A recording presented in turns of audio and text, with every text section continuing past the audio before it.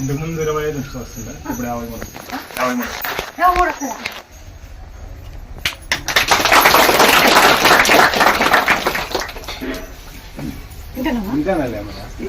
అన్ని చూస్తాను కానీ ఫస్ట్ జాబ్ వచ్చింది అన్నాడు, 23 ఏమో వస్తుంది అన్నాడు, మళ్ళీ ఇప్పుడు 53 వస్తుంది అన్నాడు.